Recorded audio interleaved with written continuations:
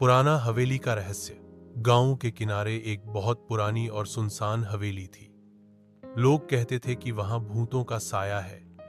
कई साल पहले वहां एक अमीर जमींदार अपनी बेटी के साथ रहा करता था। लेकिन एक रात जमींदार और उसकी बेटी रहस्यमय तरीके से गायब हो गए।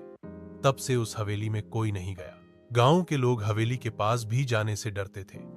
लेकिन एक दिन 4 दोस्त राहुल, दीपक, पूजा और नेहा शहर से गांव घूमने आए।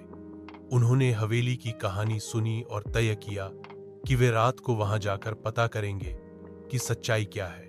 रात के 12 बजे सब टॉर्च लेकर हवेली में घुसे। अंदर घना अंधेरा और सन्नाटा था।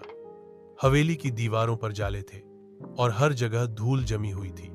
जैसे ही उन्होंने अंदर कदम रखा, दरवाजा खुद ब खुद बंद हो गया। दीपक ने हौंसते हुए कहा, शायद हवा से बंद हो गया होगा।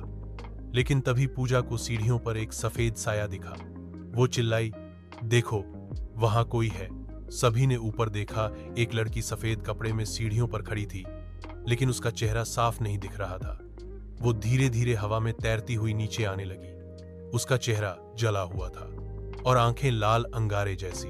नेहा बेहोश हो गई। राहुल और दीपक ने उसे उठाया और बाहर भागने की कोशिश की, लेकिन दरवाजा नहीं खुला। तभी हवेली में हर तरफ हौंसी की आवाज गूंजने लगी, तुम लोग भी मुझसे बच नहीं सकते। अचानक पूजा गायब हो गई। राहुल ने देखा, उसकी परछाई दीवार पर तो थी, लेकिन पूजा वहां नहीं थी। अब हवेली की दीवारों से खून टपकने लगा था। किसी तरह सुबह की पहली किरण के साथ हवेली का दरवाजा खुला और तीनों बाहर निकल सके, लेकिन पूजा कभी नहीं मिली। आज भी अगर कोई हवेली के पास जाता है तो वहां से एक लड़की की चीख सुनाई देती है, जैसे वो मदद के लिए पुकार रही हो। क्या आप अगली रात का भाग भी जानना चाहेंगे?